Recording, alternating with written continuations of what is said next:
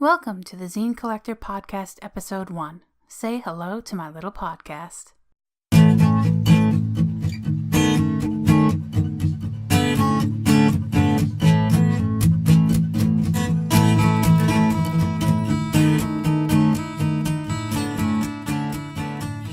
Hello Zine friends, welcome to the Zine Collector. I'm your host Jaime Nyx. Thank you for joining me. Now let's talk about some zines.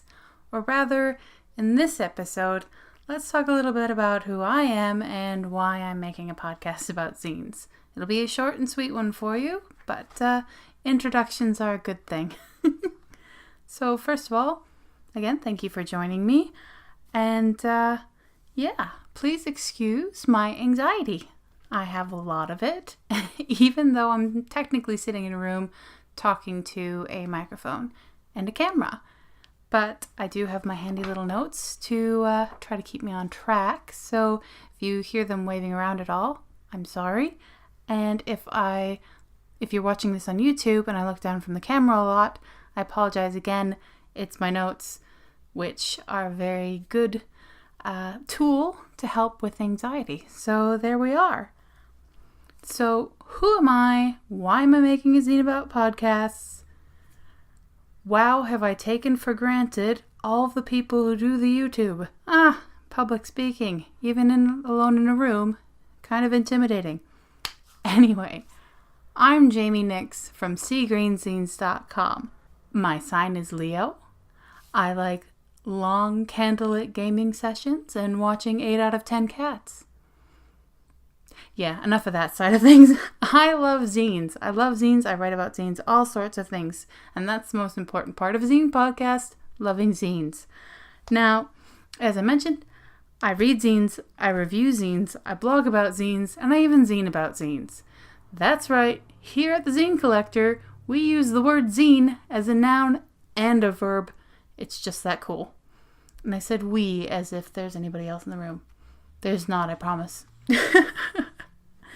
Anyway, so given all of that, it's surprising to exactly no one that I am doing a podcast on zines. Like a lot of people, I got started with zines before I even knew the word zines, before I ever came across it. I made various little collage books with little written things and newsletters, both for class assignments and outside of class. I was on the high school newspaper for a while, all of that sort of thing. And probably the thing that came closest to zines before I knew about zines was a newsletter called Cloud9, where I basically shared current events for the various clubs I was in. I was a band nerd, a book club nerd, a drama nerd, all the nerds. That sort of thing. I'm a cluster nerd. I'm a nerd squared or something like that. Anyway, so I made a current event zine. I called it Cloud9 and I handed it out, that sort of thing. It didn't last very long because I was very much about getting feedback, and when you're in high school, you don't really care about the thing that your friend made. At least my friends anyway. Moving on. My first zine that I actually called a zine that I made after coming across the zine-verse was called the Perfect Pocket Guinness Guide, which was a mini zine all about achieving the correct pour, the perfect pour for your Guinness. Because you have to do it properly. You can't just pour it like a beer and expect everything to be fine, because it won't be. Now, don't get me wrong. I don't like Guinness. I don't drink it. You know, kudos to you if you do. Fair enough, but I'm not a Guinness drinker. My partner, Wanderer, he likes Guinness, and so I was making a little mini zine for him because he had actually written a poem about Guinness, and I really wanted to put that somewhere. And so I made this little pocket Guinness guide, and I stuck his poem in the back and everything, and it was great. I'm actually considering it like bringing it out of retirement, that sort of thing, because I really I think it's cute. So about the same time as that, I started Dear Anonymous, which is still a zine I make today. And that is a collaboration zine where people can anonymously have their letters, their thoughts, their comments, and that sort of thing shared with the world. When I first started it, I used to write all the letters in my own handwriting and draw and stuff like that. And I found out that I'm not good at drawing. So now it's more backgrounds and fonts and just kind of following my intuition that way for whatever suits the piece. So yeah, I started both of those at about the same time. As I mentioned, the Guinness Guide is retired ? And Dear Anonymous, number 7 will be coming out soon. So there's that. Unfortunately, I don't remember exactly when or where I came across zines. I don't remember going, hey, that's a zine, or asking somebody, what's this, or being handed something, or any lovely story like that. I don't remember. I started Sea Green Zines in 2011, and in my very first post I mentioned knowing about zines for years. So going by what I know of how I define things, I'm guessing about 2009 maybe might have been the first point I came across zines. But yeah, I'm actually pretty sad that I can't remember that, as I feel like my first zine stories are great.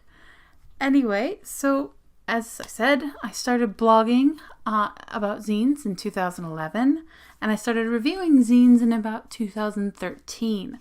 Actually, the very first review I put up was Valentine's Day 2013, so, what better way to show my zine love than by starting reviews on Valentine's Day? Or something, that's what I tell myself. Anyway, I don't know if I should be laughing at my own jokes in these, but let's keep going. That's, me wrapped up in a fairly neat zine bow, basically. Not much more. You can always ask, of course. So let's move on to the podcast. Why am I doing podcasts? Why do I always have to refer to my notes? Why do I keep getting lost? Anyway, I apologize. Podcasting. I actually recorded my first single episode of a podcast. I'll put the link somewhere. And I did that years ago. But the thing was, I was in a really loud area, like right by roads and trams and all sorts of things. So that definitely didn't help. Plus, as I only recently figured out, actually, I had a dodgy mic. Like it made everything sound a little bit mechanical and tinny and hollow. There was no warmth to it, that sort of thing. And I knew that if I was going to make a podcast, I needed better audio. Like I just could not tolerate myself putting that sort of thing out there. Even though technically I edited it, and I did, because it's still available to listen to, but I didn't go on with the show. But when we finally got the final word that we were going to move and things like that, I decided that after the move, I knew I would be in a quieter place. I'd be in a safer place, so I'd feel better and more confident and less anxious in those ways and less stressed out in those ways. So I knew that if I was going to do it, I was going to do it after the move. And yeah, I basically proposed the idea of YouTube, podcast, or both. Let's see, it was in November or even December maybe. I proposed the idea, and everybody was so happy and supportive that I could hardly not do it afterwards. Don't get me wrong, I want to do this, like, despite the anxiety and the blah, blah, blah, blah, the tongue-tied sort of stuff. I'm happy to be doing this. I'm really excited about all of this. I've wanted to do it for years, but again, mic, surroundings, that sort of thing. And the thing about podcasting, to me, I've been making zines for years, and I've been blogging for years, and I've been connecting with people that way for so long. It's been so rewarding and so lovely. Like, the zine community is amazing to me and continues to blow my mind with generosity and kindness and this community trading system and all that sort of things I want to talk about in future episodes. And it's just been absolutely lovely. And I feel like that spirit, the DIY, doing it yourself and making things and creating things really lends itself well to podcasting. Like the transition is fairly easy. I could see someone starting with zines and going to podcasting, or with podcasting and also making zines, that sort of thing. I feel like there's an interchange there it's very easy. It's getting easier to do on the podcasting side of things. It's obviously like making a zine at its basis, pen and a piece of paper is probably one of the easiest things, accessibility wise, as well as just doing it and that sort of thing. But with podcasting, there are now what would you call them? Apps, basically, where you sign up to podcasts and that sort of thing. But podcast apps are making it even easier as a podcaster to literally get your voice out there. Like, you can just upload and go, or you can even record on your phone and then just upload using the app. It's all very, very easy. And also with podcasting, you have the DIY component. In content anyway, it's very much do it yourself, in that you're writing show notes, or maybe you're not as anxious or like writing as much as I do, and maybe you're just doing your thing and you have a co-host or something like that. But either way, it's very self-motivated and do it yourself, and that's very much part of the zine, dare I say, ethos sort of thing. Nobody's going to do it for you. Nobody's going to make you do it. I mean, there might be people asking about it, but by and large, it's you. It is of you, and that's really amazing and beautiful. But also, as I've discovered, like my approach to zines, it can be a lot more complicated than it needs to be. I got really wrapped up in things, but as I mentioned, it's actually, on the face of it, quite easy to make a podcast. And so that's why I feel like things will blend well together. I've been, as I mentioned, writing and blogging about zines for so long and sharing the zine love in that way that I feel like there's a quality of connection and conversation that can happen as I add in video and podcasting. Now, just let me back up a little bit. In regards to the website and things like that, nothing about that's going to change. I mean, it may change for the better, that sort of thing. Things are malleable in that way, and there's always room for improvement. But as far as reviews on Thursdays and Fridays, and calls for submissions on the weekends, and Happy Mail Mondays when mail comes in, that sort of thing, all that sort of stuff is going to stay the same. When I first started contemplating actually doing this, whether I wanted video or podcasting or both, or could I do this, or how long did it take to write out a show, that sort of thing, I knew from the beginning that I didn't want it to affect the blog. I didn't want to drop down to one review a week or have to ever skip reviews. If you have been reading my blog for a while, you know that I hate missing reviews. I value being consistent and helping people get the word out there about their blogs and get my opinion, for whatever it's worth, on their zines. I'm sorry, I just said blogs. I meant on their blog. And I've done it again. Anyway, on their zines. I have been doing that for a long time. But I think there is a different kind of connection and conversation to be had with voice. It is beautiful in its own way for me to write out something and share a picture of someone's zine and all of their links and things like that. But for me to be able to say thank you for sending me a zine, to be able to express an opinion or tell a story or anything like that with voice, I think it just provides a different level of engagement. There must be something in the air because I'm really excited to say that I'm not the only zine podcast out there, and that's fantastic. And that also, again, feeds into what I love about zines, because I can be really excited and ecstatic about other zine podcasts because there isn't an air of competition within zines or within podcasting. Yes, it's DIY and everything, and we can all DIY. We can all podcast. We can all make zines, that sort of thing. There's that community, and we can all support each other without having to worry about numbers or is this person taking this person's audience or any of that BS that happens in competitive arenas. That's not what this is. That's not what zines are, and they should never be. Please don't ever think that there's any sort of competition. Rawr.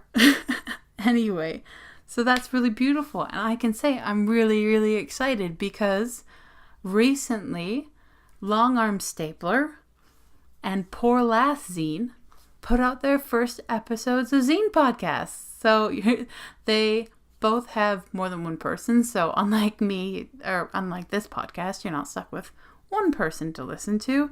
And Poor Lass Zine, wow. And it's not just because I really like all kinds of different accents and listening and everything. Like, it was a brilliant, warm, welcoming, wonderful podcast. I'm very much looking forward to the second one. And links will be somewhere, description or show notes or something like that. They will be, because you really need to listen to them. I was planning the podcast since November or something like that. But hearing more zinesters come out with podcasts in the meantime has really, really helped inspire me. And something else that's really helped inspire me that you can still check out, even though it only ran from 2009 to 2012, but Nobody Cares About Your Stupid Podcast with Alex Reck. There are only 7 episodes of it, but I think it's brilliant and fun, and it has also been inspiring as well, so definitely need to check that out. So at this point, I was going to go ahead and have a segment called Save the Date, in which I read out zine events that are happening all around the world, because there are a lot of them, and it's absolutely brilliant, and I think it's just fantastic and fun that there's so much happening all around the world. So as I said, I was going to read out the list and everything like that, but the thing is, there are so many events, and this is just till the end of the month. There are so many events, and I don't think anybody wants to sit and listen to me read out, nearly 3 pages of zine events. Like, as much as I do want to share and everything, I think me sitting and reading for 5 minutes maybe isn't the best sort of thing for a podcast. I mean, I know you're listening to me talking and everything like that, but just event name, date, place, that sort of thing. So the thing is that I did get all these zine events from a source. So what I'm going to do is I'm going to say there is an amazing world zine calendar maintained by Alex at Fanzines on Facebook and Twitter. Now, again, links included, and it is absolutely fantastic. So if you'd like a direct line on zine events around the world, see if anything's happening, make sure that your event is listed, whether it's a workshop, an art gallery thing, anything. If it's zine related, be sure to get in contact with Alex at Fanzines. Be part of it, because from Tokyo to Spain to the US, and I'm very happy to say here in Australia, there are so many events, and it's, like I said, it's wonderful to see, but nobody wants to listen to me read out that sort of thing for 10 minutes. So I'm afraid I'm going to pass over at this time. We'll see how we go in future episodes. And if you do want to listen to me read event names, dates, and places, let me know. I'm happy to do it. I don't want anybody to be sitting there getting bored. So I'll wrap that up. Anyway, there we go. I know this is a bit of a short and sweet, as I mentioned. Well, I hope it's sweet. I'll leave that up to you to decide. But I hope you enjoyed it.